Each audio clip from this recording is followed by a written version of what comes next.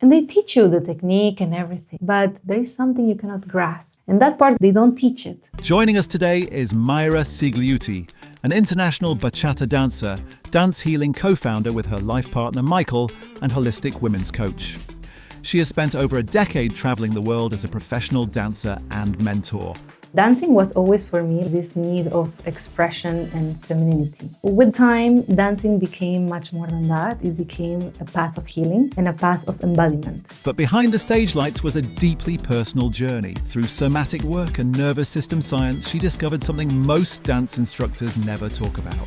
Social dance is a little laboratory for human beings. It's like an arena of discovering your biggest power and your light and your shadows. And she's here to help people see that mirror clearly. What's the illusion? You see on Instagram everyone, all the aesthetic and the matcha and pilates, and you think, okay, everyone is perfect, everyone's life is perfect, and I am the only poor thing in the world that is having these feelings and these bad thoughts.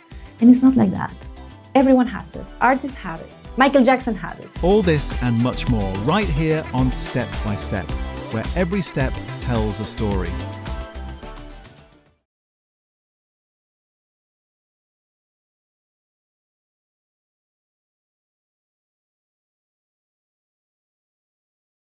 Mayra, thank you so much for being with us today. We're so excited to have you on the show. Welcome. Thank you so much for having me. I'm so happy to be here. Yeah, it's so exciting, and I'm so happy that our listeners are going to get to hear your story, because it's such an intense story that you've lived in your life, and I really love what you're doing in the dance community and the kind of messaging that you're trying to put across. But for people who are maybe not so familiar with your story, I would love to start talking a little bit about your journey and how you got into dancing. I know you started dancing when you were very young. I'd love to hear about some of those kind of early chapters and sort of how you got here. Thank you. I'm very honored to share with all of you my story. I started dancing when I was 4 years old, very, very young. And I was very curious kid. So I started learning every possible style. 1 year I do one thing, another year I do another, and so on, I did aerial acrobatics, contemporary, figure ice skating I did for quite a long time, gymnastics, and dancing was always for me like this need of expression and femininity. For me, since I'm very, very young, I liked this expression. But with the time, dancing became much more than that. It became a path of healing and a path of embodiment. Because when I was a kid, I grew up in Argentina, and there is very normal, to dance. You don't only dance in the school, but you dance with your grandpa, with your grandma, in the street, in the fest, anywhere. It's not something that you go and learn only. So it's really rooted, you feel grounded when you're dancing. And somehow this is the feeling that I also want to bring across to my students, because it's the natural groove of Latin people, But continuing with my story, I studied dancing all my life, and very technical. And at the same time, I had this very theatrical, I like to do theater. So I also studied theater. I went to the University of Medicine. So I was going to be a doctor. And I went to the University of Arts and Acrobatics. So there I properly learned, in the university, everything from contemporary ballet, even aerial acrobatics, hoop, silk, all of those, partner acrobatics. So I was very experienced in all the areas. I worked on TV in Argentina. I worked as an actress. I worked in reality shows. I did advertisements on TV. I worked in events. I literally, my life was so expanded. And it came a very hard moment of my life, after so much traveling, and I met Michael. Well, people that they know him, then they know us. 10 years ago, and I got sick. I got almost cancer in my uterus, and I had to undergo 2 operations in my uterus, which led me to really search for a deep healing path. Since my early age, I am very connected to everything that is spiritual because my abuela is curandera. So my grandma is a healer, like a natural healer. She works with plants, she works with energy, with tarot, like crystals. So I was born with all of this healing as something natural. I thought everyone has the access to intuition, visions, like knowing things, feeling people, feeling energy. But later on, when I started traveling outside, I realized that this is not something that everyone has. But this actually helped me because in my process where I was becoming like teenager and up to I grew and I started traveling around the world, I got kind of disconnected from myself and disconnected and like rejecting femininity, rejecting motherhood, rejecting because of seeing how painful it was for like maybe my mother and my grandma to grow up in societies that they had to fight so much for like for their rights, you know. And I got sick and I had these operations, and that opened a path of healing in which dancing was the main element for me.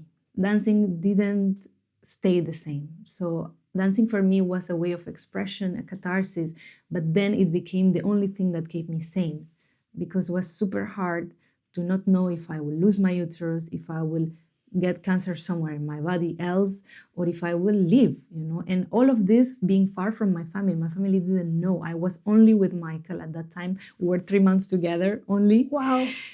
It was really hard, and I was only 21 years old. You know, this is supposed not to happen to such a young person. And the only thing that kept me sane literally was dancing. Like I used to say to my doctor, like, I wanna keep moving. I let me stretch, and he was like, please don't open your legs. Now it's funny to think, but at that time was like, okay, I will not open. I will not do split. I will just open like this, but just stretch. And with time, like I studied like somatic work. I like studied so many different type of healing methodologies because I needed healing. And this became my tools to help other women and other men, because actually we don't realize, but dancing is an expression, it's a way of healing. It's a, like our ancestors used to ask for water and used to ask for fertility and used to say thank you. Like dancing used to be a ceremony. No, it used not just to be, let's have fun. No, it used to be a ceremony of like saying thank you, asking for things. We used to dance around the fire. So understanding from where dancing is a cure and is a medicine, and understanding like now we live in a society which is very modern, right? And we have the capacity and the ability to go to a social night and dancing with a total stranger. Like, who has this now? With how isolated we are in society, who has this capacity? Like, it's amazing. But social dance is a little laboratory for human beings. And literally is like an arena of discovering your biggest power and your light and your shadows. Like literally a laboratory for humans because everything comes out. So as social dancing was in my life always, was my safe space, but was also my biggest mirror because it showed me, it confronted me to my rejection, my fears, me wanting to show up a lot or sometimes to hide, you know, me wanting to forget the problems. But dancing always brings you back to facing your problems. So this is in terms of like how my life developed. I also went through another very traumatic experience with Michael this time. We used to live in Lebanon, and we were present in the biggest second explosion in the world after Hiroshima. And that situation literally shocked me because I saw people dying around me. I saw the whole city going down to ashes around me and me surviving. You were like 500 meters away from it, right? Like Yes. very, very close. Very close. I literally saw people flying from the motorbikes and doing turns and just smashing themselves on the ground. Like, in that situation awakens a really instinctive part of you. It's like, I could really feel what an animal feel when he's being chased in the jungle. Like I felt that I knew I was going to die in that moment. And the feeling is beyond panic. Wanting to escape from a situation, the cars are crashing each other and there's no way out. And people literally like the end of the world, you know, when you leave the car and start running in the highway and there is like a huge cloud of, and you don't know when the next bomb is going to fall. So that situation really put us into appreciating life. And we left from Lebanon at that time. It used to be COVID time. We went to Argentina. And there is where it was like a second boost of like healing journey. Yeah, I imagine.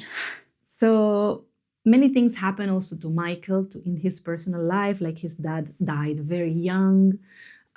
He had panic attacks after the explosion for over 2 years. Like a lot of things that also happened to us as couple. And at the same time, we needed to continue traveling and continue showing a happy face and everything is good. And imagine his dad died and the next few days we had to be in a festival. Like sometimes being this like public figure, like an artist, it comes with a lot of responsibility in the sense like you have to give your best all the time. And part of us was like, we need to hide. So we started feeling like we're two people, two separate beings. Like, I mean, I started feeling I'm a Mayra, like the real one, and I'm the character that comes to show and the ones that everyone wants me to see. Like everyone wants to see this Mayra, not this one.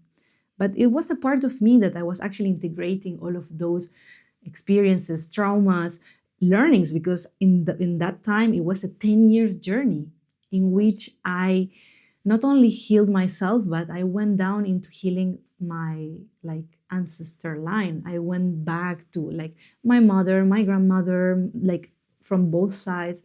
And this is what led me to the feminine and masculine energy. Yeah. And family constellations and understanding like all of this, it makes me who I am. But at the same time, I can do something else with it. And when we come to dance, all of this, we are humans. We don't come as a machine and dance and think that all the things that we're carrying from before, it won't affect us. So our beliefs. So I will give you an example. If you think that all men are bad because you saw your mother suffering or your grandma suffering, then you will come to social dance and you will no way be able to surrender to a partner. So you will not be able to follow. You will not be able to understand what he wants you to do. And you will be fighting. Most of us as women, we live in a constant overdrive of our masculine energy. So my personal journey of healing and all of this that I told you led me to a deep exploration of my consciousness and finding resources that helped me heal. And then I realized why I'm not sharing this with people. So without even realizing, in my one-on-one coachings, in like my private lessons, at that time I used not to call it coaching because, you know, I wasn't like, it was my private lessons and my like workshops and people used to like have big shifts, like breakthroughs and like, wow, this really changed me. Like what happened? How did you do it? And then is where we met our business mentors and they told us like, hey, you need to bring all of this with a more structure and give it to people because this is your gift for people. Your embodiment, like your journey, all that you went through, everything, like the hard, the good, the bad, the everything. That's your story and that's your gift. That's the uniqueness in you and what you can give to people, because many people think, oh, I'm not prepared enough. Oh no, I need to study more. Oh no. Yeah, I will do this when I feel ready for it. Exactly. Yeah. And you realize that I'm already an artist. People put me in a position. I put myself in this position, but I have doubts, you know?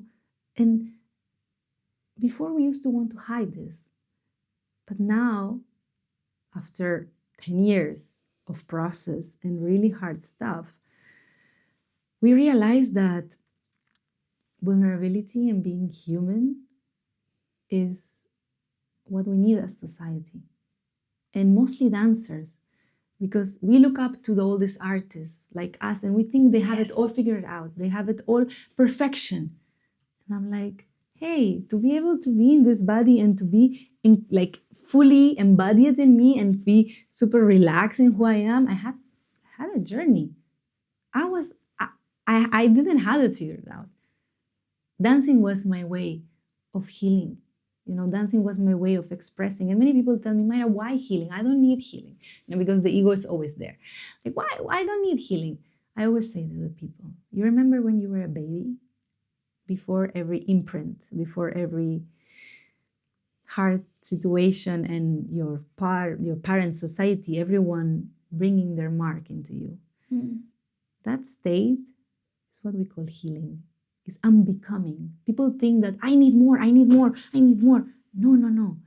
Unbecome. Remove the belief that you have about yourself that you cannot do it. Remove the blockage that doesn't allow you to receive the information from the other person. Remove this feeling of everyone's judging me. Oh, I cannot do it.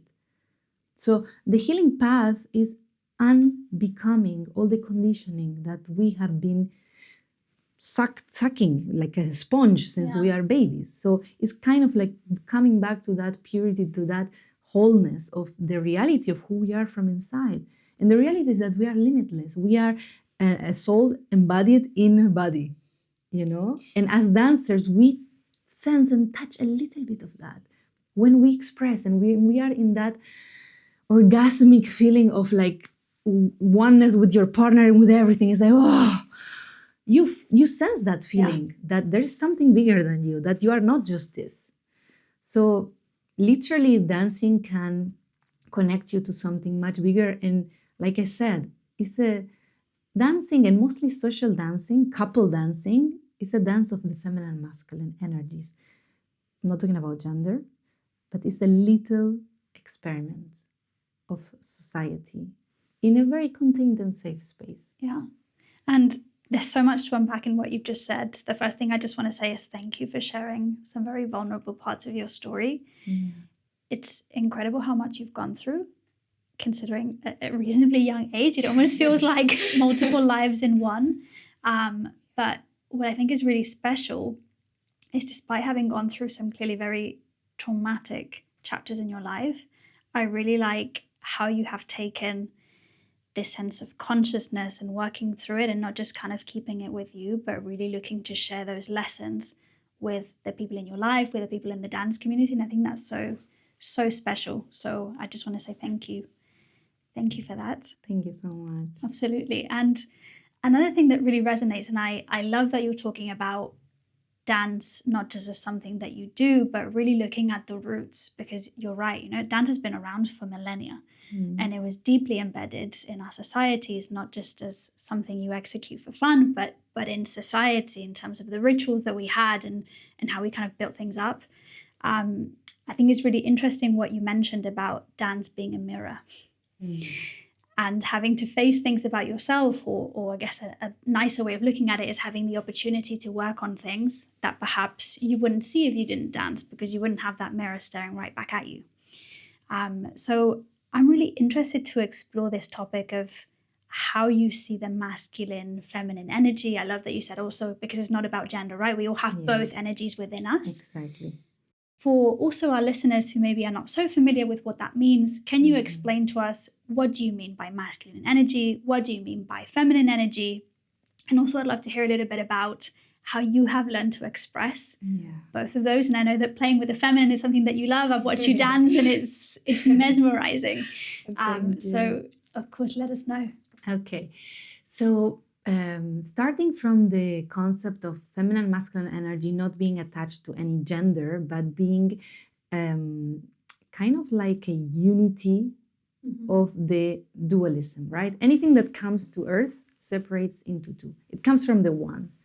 But when it lands to the material world, separates into two. Simple, day and night, the moon and the sun, hard and soft. So if you take a cup, for example, this is a very easy example. This is the hard part of the cup is the masculine, and the emptiness inside, so it will be functional, is the feminine. Mm-hmm. So for this to be able to hold the flow of the water, there should be a structure. Mm-hmm. And in dancing is the same thing. We need to have certain structure for our inner flow to be balanced. And these energies, they are in everything important in our life. In our personalities, you can see if you are balanced, in your relationships, in sexuality, and of course in dancing, because we are dancers, is so important for us. It's like the topic, right? So the dance is really like a mirror for us to see how these energies are balanced. And because it's a partner dance, we embody, for example, me as a follower, I embody the feminine and you embody the masculine. Mm-hmm. But this doesn't mean that I'm only in the feminine and you are only in the masculine. No, there is an inner dance between me and there is an inner dance between you. But the role that we take, like the mask that we put in this dance together, is me, I'm the feminine, you are the leader, which it means you're going to give me the direction and the plan. And I need to be open to receive it without judgment and execute it and bring it to life. So if we go to the concept of how feminine, masculine, it works in nature, for example, the feminine is always the receptor, right? Mm-hmm. Like the masculine is the giver, is the one that gives out. We as feminine receive it. We become impregnated, if you want to call it, in some way. And then we give it back, but not how we received it. Mm-hmm. Bigger, beautiful, full of life. So in the dance, for example, it would look like you give me the lead. And with my frame, the masculine, I receive it. And when I receive it, I don't confront it. I fully get impregnated from it. I allow it. I surrender to what you're giving me. And in that moment, I just not execute what you want me to execute, but at the same time, I bring that aliveness, for example, the style, my personal exploration of how I feel that movement. We can call it lady style, man style, whatever, personal style. Also emotional expression. So I make that movement not as you gave it to me, but I make it full of life. And I make it flow. There's no the need of cutting it, you know. So understanding this, it really brings us back to our roles in the dance and bring us back into balance. Mm-hmm. I see that so many women, they want to now come to the dance because they're like, oh, I feel stiff. I feel that I'm so much in control. Excess of masculine energy. Do you think that's where we struggle more to connect with the feminine energy? I think in general, like in my experience, all the clients and students that they have come to our programs, the followers, they struggle with openness and receiving. Mm. And the leaders, they struggle sometimes with they are giving too much and they're hurting. This is over masculine energy. Or they're too shy and they're not able to express what they want. You know, so in that moment, then I have to take the lead for you. You are the leader, but now I am leading because you are doing nothing. And then I backlead you. And then we start having like a fight of roles. And the idea is that it won't be a fight of roles when it's in a balanced way. It will be a communication and a conversation in which the leader can give with direction and assertiveness, and I can receive with openness. But at the same time, if we are in balance, if I propose something, you as the leader can still be open to receive the feminine. So it's an inner dance within the person, like within the follower and the leader, and within each other. So understanding like a dance, literally a 3-minute dance, can tell you so much about a person. Absolutely. And I'm really interested to know more about one word that you have used a lot in our conversation is this word of embodiment, right? And being in your body, which is obvious for dance, but it's not always so easy. And so I'm really interested, first of all, to understand what has helped you to get into your body. when you dance, but also to connect with feminine energy? Because I know that that's something that you mentioned that you've worked on a lot. Yeah. So, embodiment is the capacity for us to go out of our mind and into the intelligence of the body. There is so much consciousness in our bodies that we're not even aware of. Like before coming here, I had a one-on-one with a client. We did an embodiment session, and she had memories that she didn't remember from her childhood that came back, and were not the nice ones, of course, because our bodies sometimes protect us from memories that they are not very happy. But at the same time, the body holds the ability and holds an intelligence that is much more broad than the mind, because the mind works in a logic way and the body works with a feminine way, which is no logic, just presence, you know? So a little bit more nerdy from our cells, like the cells, they have a cellular memory, right? And whenever we are really attuned to our body, we can actually access and we can unlock and unfreeze some of those memories. And those memories, if we go a little bit more nerdy, they're in our DNA. And our body regenerates every 7 years completely. So your bones in 7 years will be another bones. So our capacity to, with our mind, to change and activate DNA and change the way that we dance is like it's all one thing.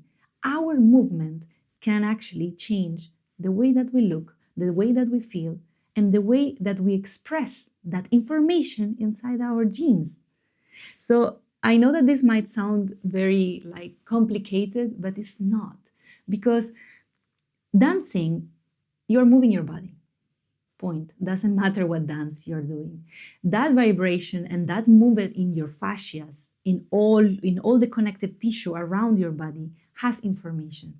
Whenever you are with the like low emotions, low vibrations, you have repeated patterns in your mind of like, I'm not good enough, I'm not sexy, I'm not good, la la la, you know, all these things.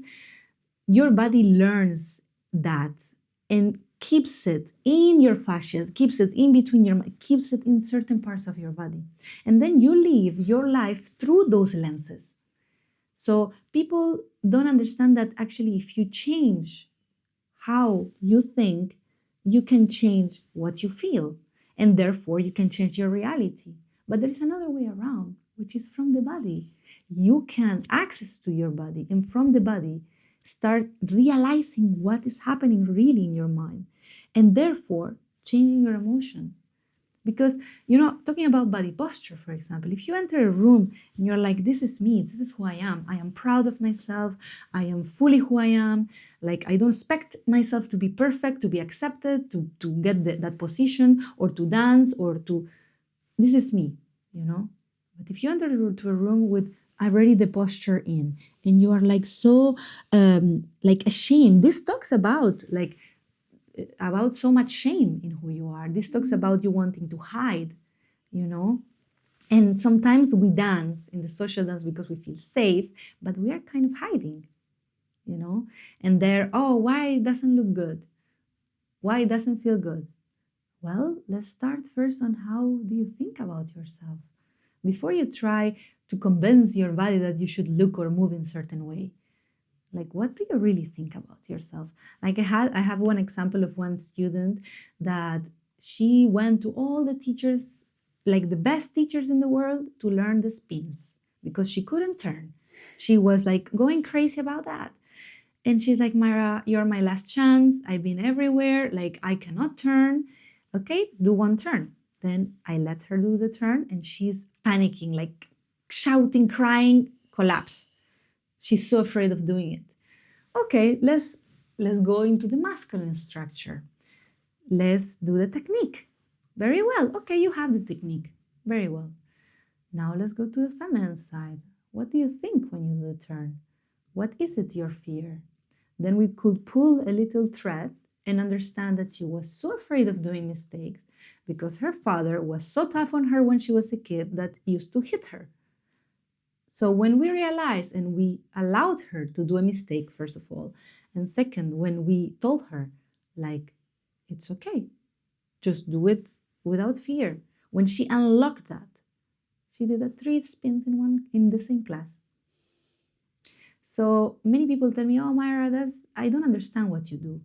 Well, my work is not to be understood. My work are results and transformations, and people say, oh no, you need this certain amount of years to achieve. No, I don't believe in this. This is too limiting for me. Like, if you want something and you really put a plan for it and you work on it in all levels, not only in the masculine side, technique, no, technique and also mindset, emotional, body. If you combine these two, you're magnetic. You carry yourself with full attitude, with full understanding with consciousness. Dancing is a way of consciousness. You get to know yourself. You get to understand that this movement is a code, is a prayer, is your voice saying, I'm here on the earth. Every time you do a step, it's like, I'm here. And how you do it? You do it with your insecurities. You do it with like really not feeling good enough, with I don't want to connect with the person in front of me. Yesterday, I had one student telling me she went once to a social dance, her first time. And I told her, how was it? And she said, well, I liked it, but I didn't want to dance with everyone and I couldn't say no. I couldn't. And I'm like, okay, then let's look at your boundaries. Where are your boundaries? Why is your masculine energy weak? Where were you not allowed to say no before? And this is a very complicated arena, because if you allow this to stay like that, that's the perfect scenario for an abuse. When you are not able to say no to someone, not like, no. People think that putting limits in the social dance is like, nah. No, it's like sometimes when I'm in a close position and the guy wants a connection nose to nose and I'm not comfortable. Maybe with some person up, maybe with another one, it's like, no, because I feel the agenda behind or not. So when I'm like this, I'm like, I smile. First of all, there is like a small thing I do with my arms. I push them forward, like I smile, I create my own space, I smile, and I keep dancing. There is no like this, because people think, oh, boundaries and masculine energy is like a knife, sharp, and you cut something. No. We can do it in another way. We can do it in a polite way. We can do it understanding that this person is not trying. Literally, their person, even if you think he's trying to hurt you, like they're not realizing. Like, we need to still believe in the goodness of people at some point. So just opening and letting the other person realize that I need my space. Like, I want this space. I'm more comfortable here. This is what we work in many of our workshops of dance healing, of consented touch. Like, how can I consent? How can I give my consentment without verbalizing it with the body? There's so much information that we're constantly giving with our bodies. We don't know, but the language is just a small percentage of what we communicate. The rest is the body. So about your eyes, like everything. If you go to the body, like, for example, in nature, like we call harmony, right? You have 2 eyes, the mouth, the ears. Like, we tend to choose partners that they have equal eyes, more or less in the same line, the ears, because if it's not, like, our reptilian brain will tell us that are less chances of surviving because the reproduction might go wrong. So understanding that we are still connected to nature and that our body, like our first language is the body. A baby was born, doesn't know how to talk, but he starts moving. Right? Yes. He starts chiki, crawling on the floor and dancing. Like, I have videos of me even, like when I'm like few months old and I'm just dancing, sitting on the floor, but I don't know how to speak, but I can feel and express that joy, right? So in the social dance, really, there are so many situations that they happen that we need to learn we need to create a conscious community of bachata dancers to be able for all of us to grow as a community, starting from the leaders of the community, like us as the artists.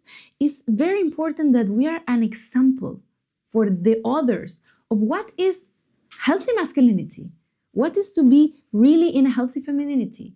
And I'm not talking about genders. I'm talking about like you are holding someone else. You have in your arms as a leader, like the life of someone else, the flow of someone else, how the back will hurt or not. Yes. So with responsibility and consciousness, you understand, trying to really be in contact with that feminine side as well of like, okay, if my body hurts, her body hurts, like how much energy does he or she needs to understand what I want to say. And this comes to communication. Like in relationships, the number one problem usually is communication, right? Yes. We don't know how to put boundaries in a loving way. We don't know how to ask for what we desire in a healthy way.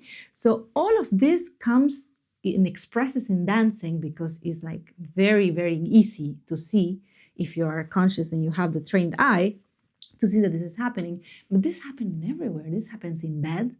This happens with friends, like in your job.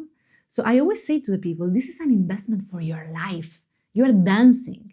You are coming to, let's say, a coaching program, a retreat, whatever. You're coming to a dancing environment where there's consciousness.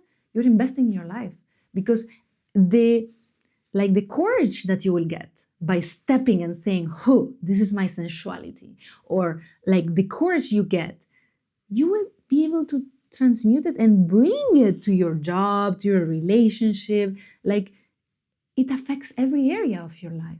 Yeah, absolutely. And it links to what we were discussing before, right? Of like dance is a mirror, but also what you learn through dance also kind of spills over to other areas. But I'm actually so glad that you brought up the topic of the intelligence of the body, because I don't think we talk about it enough. And I think it's interesting you brought up the example also of like how children learn. And if you know, and you kind of have children in your life and you watch them when they take their first steps, they don't do it because of verbal instructions. They sort of trust their body and they try and they make mistakes and they wobble and eventually they kind of learn how to do things.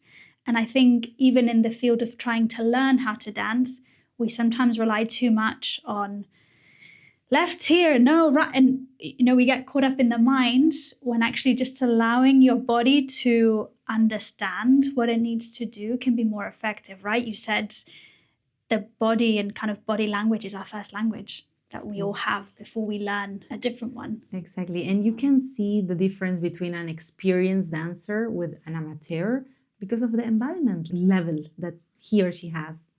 The embodiment means that, okay, I study the structure, the masculine, I study the technique, I have it all, okay, I practice how it is, 1, 2, 3. But then I let that go and I bring it into my body, I make it mine. It's my version, it's my way. And I don't think there's no mind here, okay? When you are in embodiment level, which is the feminine, so first is the masculine, you need to know the concept, the technique.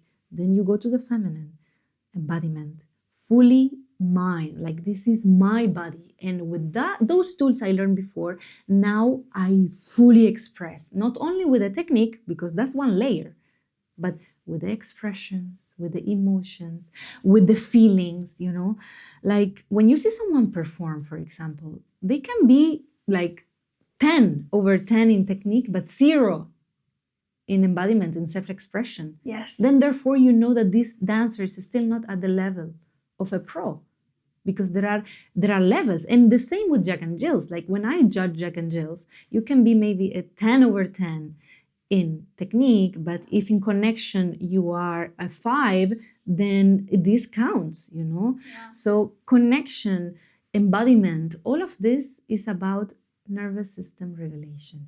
Yes, and I'm so excited for us to talk about this. And I really want us to think about it also from the perspective of the dance nuts who will be listening to us, right? Who are thinking, okay, I get it, I buy it. How can I embody more? How can I get it more into my body? If, for example, we have people who are like, but my mind plays tricks on me. Yeah. Or I get in my head, love, and I would love the explanation of what you want to share in terms of nervous system, but I also really want to make sure we get your insights in Yes. how can we do this better? Exactly. Okay. So just to explain the nervous system for Yes. dancers is like, it's the base. It's like, I always say, the one that wins the Jack and Jill is sometimes not the best dancer, but is the one that can hold the biggest amount of stress while keeping it cool. And this is the same when you Nice. perform. And this is the same when you dance in the social. Your body has one thing that needs to do, which is to keep you alive, to breathe, to Yes. eat. You know what I mean. Nervous system has two systems, the sympathetic and the parasympathetic. The sympathetic is the fight, flight, or freeze response. And the sympathetic is the rest and digest. So we thrive, creativity lives in that state where we are relaxed and everything is flowing and we feel at ease. That's the state we wanna live the most time in. But when the sympathetic nervous system activates, we need to understand that our body is not against us, that actually is activating because he or she, the body, thinks that this situation is dangerous. So if you're dancing and suddenly your body thinks that this is dangerous because you had a thought, your body cannot recognize a real danger between an imaginary danger. It means if a lion is chasing you or if you thought about the moment you will perform on stage. It cannot actually recognize this difference. Now, whenever we are dancing and this activates, we have certain tools and tricks to go back to parasympathetic nervous system, because our fullness of expressions and our fullness of capacities in our dancing lives in the parasympathetic nervous system, which it means the relaxed system. It's like, when you tell me, when I dance in the bathroom and in front of my mirror, I dance so well, but then when I come to the social, I freeze. Yes, my love, this is your sympathetic nervous system, your freeze response, or your sympathetic nervous system always wants to keep you away from the danger. So you will freeze, like suddenly you are slower, or you will Stiff. you will stiff, you will run away, your posture starts shrinking, right? Relaxation is about openness and open chest and open relaxed face, capacity to think. You know that you cannot access your memory. When you are activated, you cannot access to, I forgot the combos. Yeah, of course you will forget. I forgot the choreo, of course. Because your mind, your nervous system is activated. The only thing that your body wants you to do now is to survive. So at that point, the first thing is consciousness, recognizing, okay, I'm activated. What's happening here? My heart is racing. Now my muscles, they have so much blood that I can run a marathon. I want to run away, or I want to freeze, or I want to fight. Like, I don't know what I want to do. Okay, we recognize it. Then that's the first step, recognizing awareness. So when we realize that this is happening, we can do something now. But if we are unaware of it, then we are just floating, So recognizing is step number one. Step number two is, depending where you are, you can do different things to actually regulate yourself. Because the problem is not that you go from parasympathetic to sympathetic nervous system. It's not to get activated. That's natural. The body will do it. The problem is when we don't have the ability to come back to a relaxed state quick enough. And then the situation gets bad because we cannot go back to a relaxed state. So step number two, do something about it when you realize. Breath is the number one thing that I always recommend because it's for free. You can do it while you're dancing, and you can simply really use that. So if you slow down your breath, this breath will activate your alarm response. If you want to deactivate it, you need to exhale slower than you inhale. So I will inhale in 4 and I will exhale in 6 or in 8, for example. Breath work is so simple to do. And this is something you can do while you're dancing. And that's how you communicate to your body, we are safe, we are safe, we are safe. This is safe. And I'm telling you this because you need to expand the capacity of how much stress you can hold. Like, for example, we make a circle, right? And you are here in the middle. The circle is your safe zone. And that's what your nervous system can hold. Whenever you make this circle a little bigger, then you can hold more situations, and then more and more and more and more and more. Dancing maybe is inside the circle or maybe it's outside the circle. So that means that you need to put yourself under pressure. You need to put yourself in those uncomfortable situations. Yes, yes. For it to become part of the list of the safe zone. And what's interesting about what you're saying is it's not like you have to prepare for those situations for you to be able to face them. You have to go through them. Yes. And by facing them, that's what eventually means that they become comfortable. Exactly. Right? Repetition also, like not one time. Like I say to people that they tell me, oh, I want to perform. And I'm like, okay, you want to perform? You practice so much. But how many times did you perform? Once. And it went bad. Okay, but one time that you perform, it's not enough for you to get like an outcome. You understand? Like I perform every weekend of the year. And I go with my flip-flops on the stage. Like for me, it's like I'm in bed, you know. Like for me, that is not a stress situation anymore because I repeated so much. Yes, I showed up, I went through the uncomfortable situation and I faced it. And now my body is like, okay, fine, that's not stress, that's not a danger. Then we relax. Literally, I go to the stage so calm, you know. So like I told you, breath. When you realize about this awareness, breath, this is what you can change.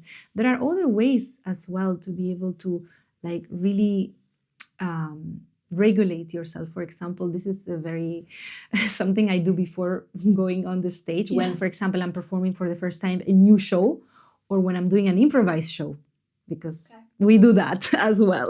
Maybe that raises the stakes for you. Exactly, because that's something that we don't do all the time. Or for example, when we do a demo. Okay, now demos are kind of like normal, but whenever I'm doing a demo in a song that I don't know which song will be, or we didn't like even chose the song, or I don't know what is it that we're going to do.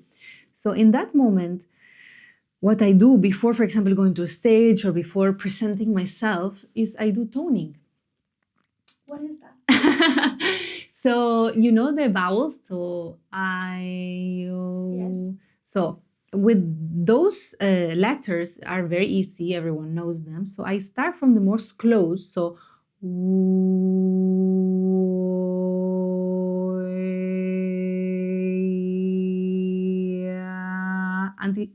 until I open my mouth, right? Okay. So from the most close, and my lips are super close until they are open. And I allow this vibration to resonate in my head. I allow it to relax me, because those vibrations, they actually activate the vagus nerve. And the vagus nerves activate my relaxed state. So when before going to the stage, you will see me in a corner like a crazy person, just singing, okay? Yeah, literally. And sometimes I just hum, hum, or because literally the vibration activates my vagus nerve, and that relaxes me, and that signals my body that I am safe, you know? Another thing that I do is fake a yawn. I will do, oh. Because if you fake a yawn, the yawning is part of your nervous system being regulated and enter in that rest and digest state, you know? Yeah. So, and dancing itself, like moving your body, shaking, like releasing, you know? Like if you're very nervous, I see a lot of dancers before performing, they hit their legs, you know, they tap their body, they tap their chest, tapping, you know, moving your body, like shaking. You know, a zebra, after she's been chased for a lion, if she survives, she shakes, literally, they shake because they're releasing somatically all that cocktail of hormones that they have. Adrenaline and cortisol are the mains. They stuck in your body. And if you don't release them in a somatic way, they stay in your body and you enter in a chronic state of stress. That's why people are stressed so much now. You know, I always say somatic work is not a beautiful, like, aesthetic work. It looks weird.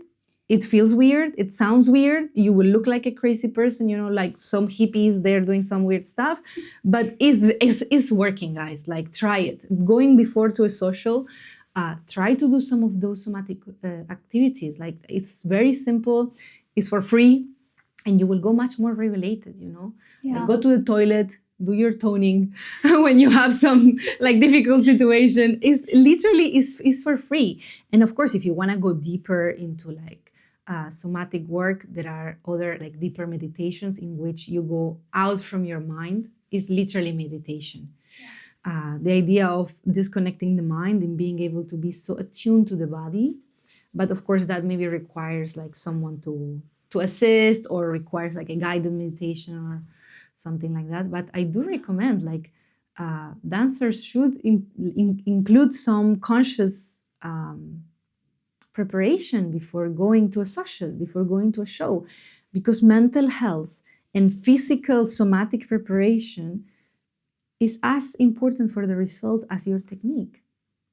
Totally agree. And I mean, when you think about it, it makes sense, because I think we tend to think of things as completely disconnected systems. We think of our mind, we think of our body, and it's all good. But in reality, thoughts have an impact on your nervous system, which have an impact on your muscles, which impact how you move. So it only makes sense. And what's interesting about what you said about somatic work, if any of our viewers have dogs, if you've ever had a dog, you watch a dog across the street and he gets into a thing with another dog and starts barking and whatever. Afterwards, you watch that dog and they just shake it out. And I think this is where the expression comes from, right? Oh, just shake it off. You know, shake off this argument you had, shake off this negative experience. And like you say, it's your body self-regulating. So you're not stuck and ruminating and going through the thing. It's just getting rid of everything that you just went through. And also, I think this also allows us to be in the most authentic version of ourselves. Because right now in Bachata and around the world, this is global, I feel that people are meant to be in one way. They all dress the same. They all move the same. They all dance the same songs. Like, it's like a cult, you know, like, okay, it's fine. We can all have in common things, but you are different than me. You might think different than me. You might move your arms in a different way than me. And if you're outside that norm, then you are not good. So this judgment of like, I think now our community should become more conscious in the sense of like pushing forward a little bit the uniqueness. You know, like for me, I don't consider myself a teacher. I consider myself a mentor, because I'm not here to make you dance like me. I'm not here to tell you how you should think or do things. I'm here to guide you, to discover, to remember the power that you have and the way that you move naturally. And of course, when I see that there's no technique in a certain way, I will input that. It's like a brick on the wall, you know, like, okay, there's a missing puzzle. I put it. But the rest is your interpretation, is the way that you interpret the music, the way that you think, the way that you express, you know? And I think it's like wanting everyone to think the same, everyone to look the same, everyone to move the same, to finish in one, to finish in five. It really boxes us, you know? Like, of course, Bachata has a certain frame, which we are dancing in a 4x4 song. There are certain instruments, there is a certain culture, everything. But inside that, we are free to be who we are, each one of us. And I think, like, connected to what we were talking about, the nervous system regulation and the embodiment work, this is what builds confidence. You know, in the sense of when you enter to a Jack and Jill and suddenly you were relaxed, you were at ease. Wow, I felt amazing. One step forward in the confidence. Then I have a proof that I did it well. The next time, confidence keeps growing. But to reach to that first step where I feel that, oh my God, I'm feeling at ease, you need to do so much work in your mind, and you need to be able to turn it off to execute from your embodiment, from your full body. And I always say, like the maestros of maestros, when you learn from like the top salsa, the most famous heels dancer or contemporary, I traveled all the world to learn like contemporary in US and here in Japan. Like every time I keep taking classes. And I like to go to these very, very famous dancers to see how they do, you know? Yeah. And they teach you the technique and everything, but there is something you cannot grasp, you know? Because there is a time for me to learn and understand the combo, and there is a time for me to make it mine and embody it. And that part of making it yours, they don't teach it.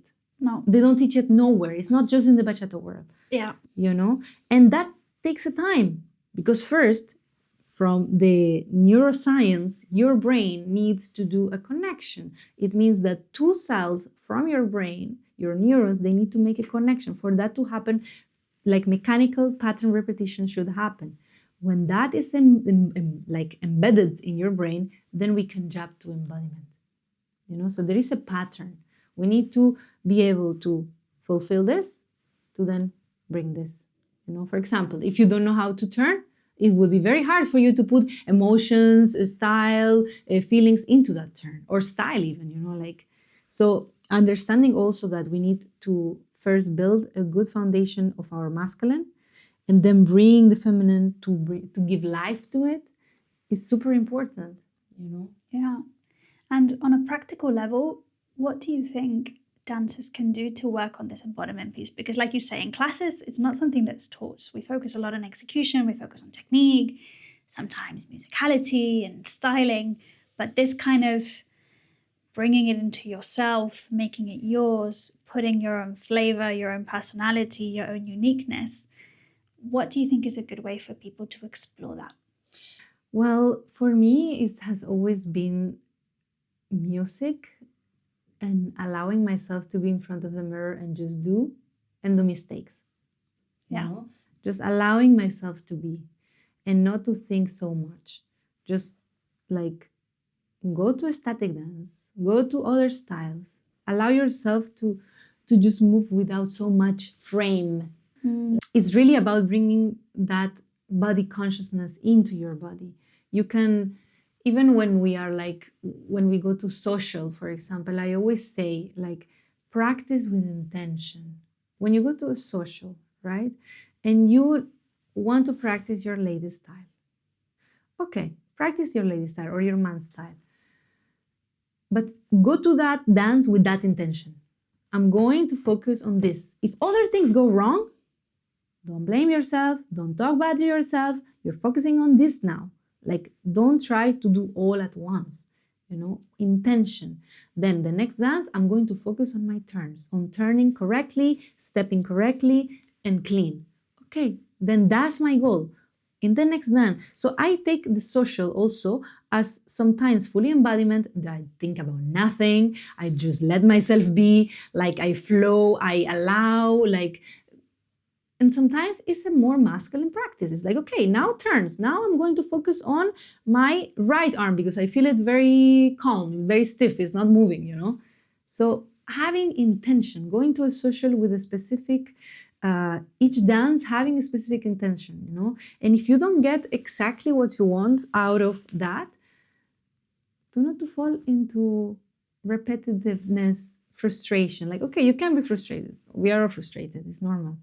But do not to stay there, because there is a level of consciousness, maybe you have seen it from David Hawkins, which talks about anger and shame and fear being the lower emotions. This doesn't mean that they are bad, but they're in a lower vibration. Yes. They did some tests.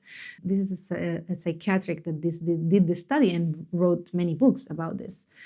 And you can measure with a machine the level of energy in the body when you're feeling shame, when you're feeling anger, and then when you're feeling love, when you're feeling encouraged, when you're feeling peace.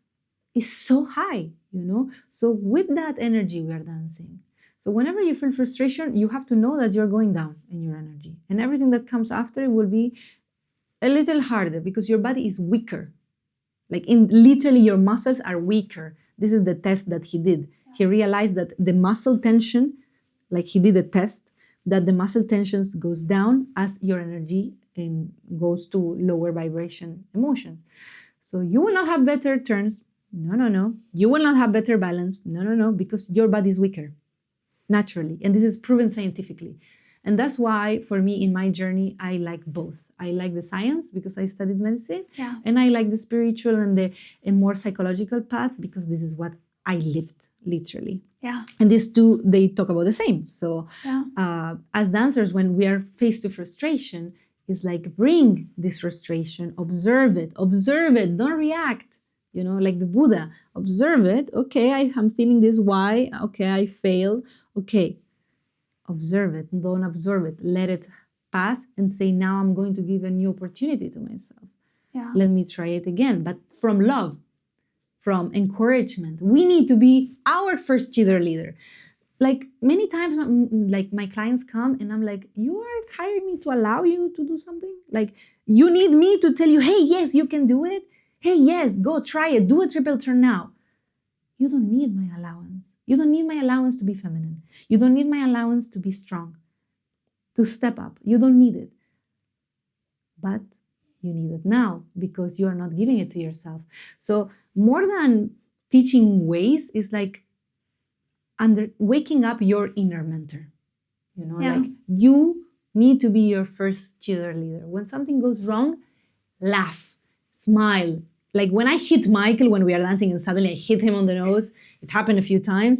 Like I look at him and I laugh and I smile and we continue, you know? Like Yeah. I'm telling you this because before in my journey, I used to be, he's a Virgo, you know, and I am very perfectionist too. We both used to be like obsessed with perfection. And that brought a lot of fights and a lot of stress, you know, like wanting to be perfect. When we realize it's like, why I want to be perfect? Like, what's the illusion? It's an illusion that society puts. Like you see on Instagram, everyone, all the aesthetic and the, I don't know what, and the matcha and Pilates. And you think, okay, everyone is perfect. Everyone's life is perfect. And I am the only poor thing in the world that is having these feelings and these bad thoughts. And it's not like that. Yeah. Everyone has it. Artists have it. Michael Jackson had it. Like, it's normal. Yeah. You know, the thing is to bring more awareness. That's why consciousness is the key. Like, okay, I'm having it. How can I, the fastest I exit this room, the fastest I can enter another room. Yeah. You know? So I exit frustration room. Okay, which room I want to enter now? Anger? No. Okay, which one? Okay, compassion. Let me enter to compassion at least. Yeah. Okay, from there I can try again. You know, so being aware of what you feel and what you react. I see people in the social dance, they are so mad dancing and like, you did it wrong. Like, okay, fine, let's start again. You know, and I used to be one of those people. Yeah. I used to be like, no, we have to do it right. Like in my ice skating, my teacher was a Russian, you know, and I was trained like a military. Yeah. And I had so much masculine energy. My path of transformation was from an over masculine young lady, into a balanced woman. And I used to fight to Michael and tell him, we have to do it perfect, and like, and I could see how that was ruining my life. I used not to enjoy dancing, you know, like. But what's interesting is, and also referring to some of the research you were pointing to earlier, I think we've been sold a little bit of a lie that the more perfectionist you are, the better your results will be. When actually chasing perfection can sometimes be the blocker and the thing that stops you because you get frustrated, because you get angry, because you get burned out, and you disconnect from your body, you disconnect from what you're trying to do, why you're trying to do it in the first place. So I think it's really interesting, this almost dichotomy, right? Of in trying so hard to do it well, you stop yourself and you rob yourself of the experience and of the chance to actually do your best work. The thing is that one without the other cannot exist. It's like as if I tell you, we only have the day. There's no any more night from now on. How? It's the same. Yeah. So in the dance, you need the technique. You need to have it very well understood and try so hard. Yes, okay, do it. But then when it comes to the real action, you need to also have that part of yourself in which you let go, in which you allow yourself to be in the present moment without mind. And that's meditation, guys. Dancing is meditation. When you see dancers that they're so much in their zone and they're dancing amazing, they're meditating. Okay, they're meditating actively. Yeah. So how can we do as dancers? Do more meditation. If you don't like to do sitting meditation, do dancing meditation. Put any song and start moving. Allow yourself to be silly. Allow yourself to fall on the floor if you need to. Allow yourself to cry. Allow yourself to laugh. Allow yourself to jump. Allow yourself to shake. It's more simple than we think, guys. It's just about being in a safe space and allowing all of that to happen, you know? What happens when I allow my movements to be rounded? What happens when I allow my moves to be sharp and like boom, you know, like my masculine energy comes and like I can give out more of the sharpness. Like experiment, become more conscious of your body. Yeah. Because that's the only way. And you know, like for me, of course, I studied so many things. I tried so many different ways of healing. and all of them, they just improved my dancing.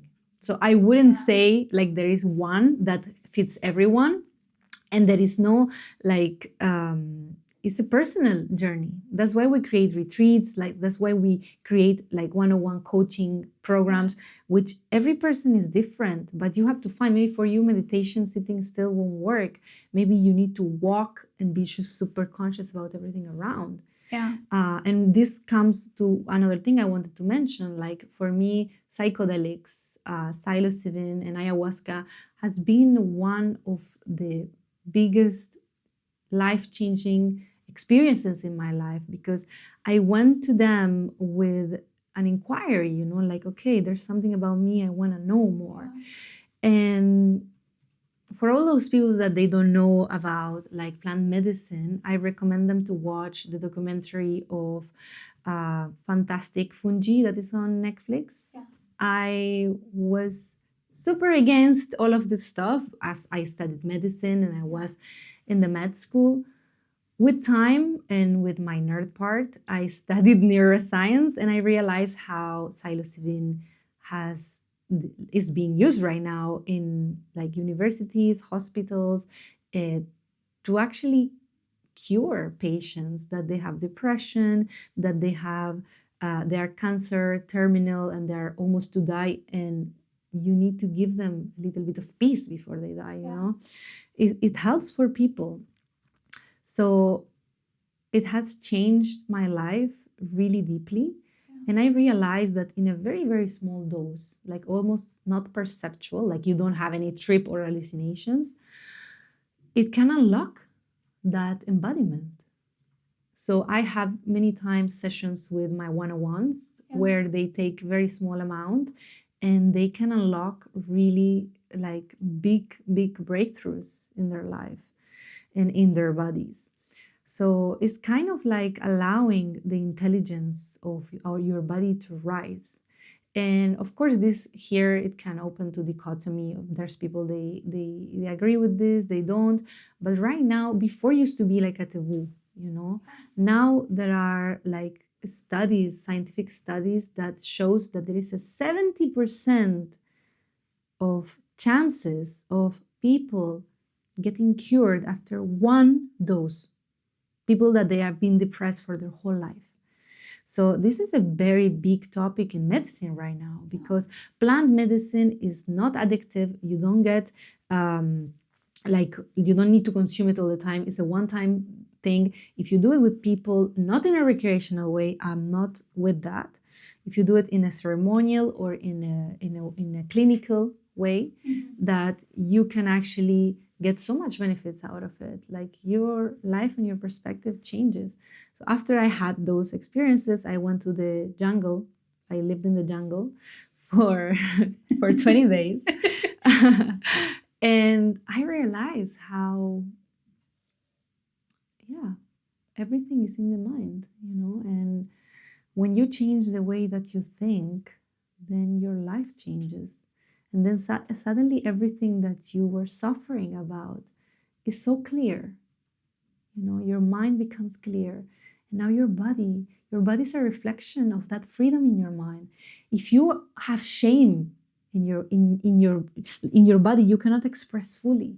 You know, if you are so much in your mind, you're so much in your masculine, then it will be much slower for you, the embodiment process, in being able to feel in flow, you know? I mean, for sure, also as a disclaimer, I have to say, psychedelics are not for everyone. You need to do a panel. You need to do a personal session with a practitioner. Michael and I have studied for this to be able to panel people into if they are allowed to do it, because there are certain situations and certain conditions, mostly psychologically, that they cannot. For example, if you have bipolarity, or if you had, like, there are certain things that is not allowed to do. But this has changed my life. And in this sense, what plant medicine brought me is a sense of unity between my masculine and my feminine. Like, the story of my mother, the story of my father, my ancestors, how I see the world now, how I treat my partner, like all of those things, they were reflected in my dance. And I can say that now I feel like the best version of myself because I did a journey in which there's so much consciousness. And dancing is the main tool that connects everything else that I have studied, everything else that I discovered. And with dancing, you can access to those areas that are really hidden, things that the body keeps the score and yes, has those answers. Absolutely. And I think this segues really nicely into kind of what you offer together with Michael, because I know that you would do retreats and that you have this kind of really holistic approach to helping people explore and get better in their dancing and really get to know masculine and feminine energy and really get into the embodiment piece. So could you tell us, what is your methodology that you use? What can people expect if they join one of your retreats? Yeah. Tell us all about it. Okay. So our philosophy has the name of dance healing, basically, and it's all what we've been talking about up to now. We created a community called Bachata Conscious Movement, in which is a group of people that, of course, they want to be part of this movement and they want to grow their consciousness while they're dancing bachata.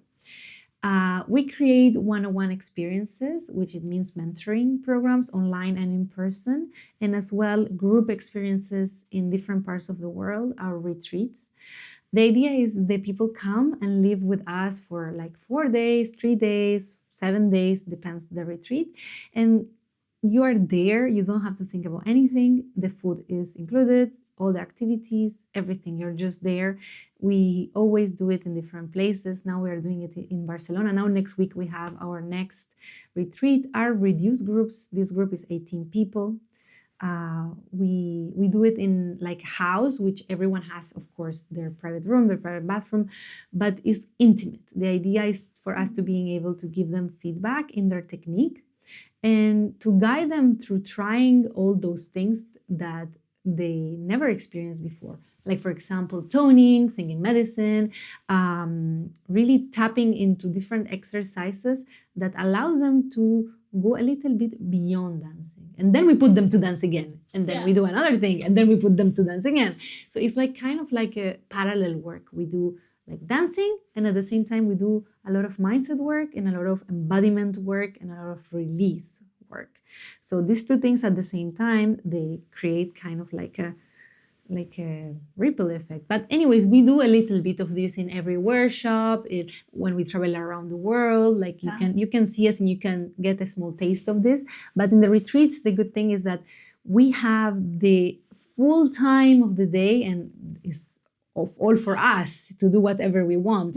We are in nature, we are in the mountains or in the beach. Like we have this ability also to connect with other people. It's not like in a festival that you go and maybe you talk to 3-4 people and you dance with 1,000, but you don't know them. No, you get to talk to them. You get to go deep with this person. You get to raise your consciousness. You go out from the event knowing things that you didn't know about yourself, or maybe you knew, but more conscious about them.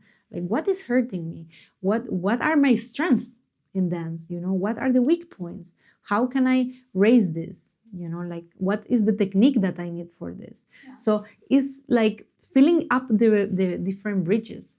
Like, for example, we had one in which one of the guys, he was doing a solo and he was dancing. I told him, just dance, improvising this song. And he was dancing very nicely.